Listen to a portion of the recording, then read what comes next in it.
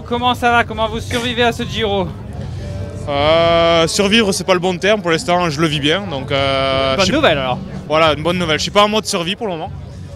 Ouais, ces derniers jours, depuis la journée de repos, il y a un peu quelques malades. Voilà, aujourd'hui ça va un peu mieux, mais hier j'étais aussi mal à la gorge, pas top. Alors je sais pas si c'est la pollution en Alpes ou on était à côté d'un volcan, il y avait du soufre, je sais pas, mais aujourd'hui ça va mieux. Donc déjà le moral est retrouvé, mais hier c'est vrai que j'ai pas passé une très bonne journée.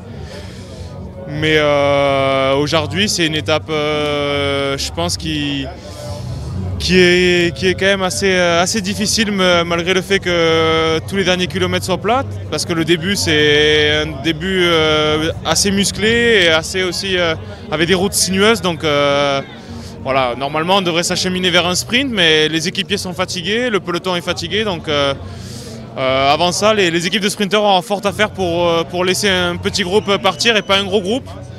Et moi mon rôle forcément c'est plutôt d'être dans les troubles fêtes et d'être dans un gros groupe. Donc aujourd'hui c'est quand même une étape où il faut avoir la niaque et de la motivation.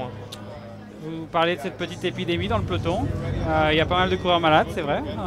Ouais, bon après chaque grand tour il y a toujours, voilà, on n'a pas eu des conditions météo horribles, mais il y a quand même de la fatigue, hein. On est tous un peu frêles, dans des corps assez affûtés, des corps meurtris. On a aussi des finishes en haut des cols où à chaque fois on doit descendre 25-30 km en vélo, même si on s'habille bien, voilà.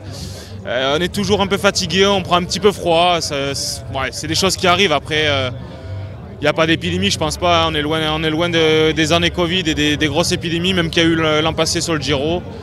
Mais c'est vrai que c'est à surveiller, le corps en deuxième semaine, il y a un moment donné où la première journée de repos, mentalement on se relâche un peu et souvent on chope un petit truc. Donc pour moi, pour ma part, voilà, c'est pas, pour l'instant c'est pas préjudiciable.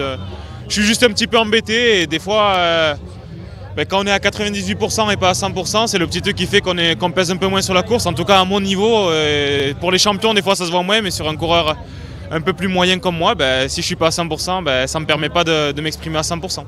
On vous souhaite d'être à 100% alors. Merci beaucoup, merci. Bonne étape.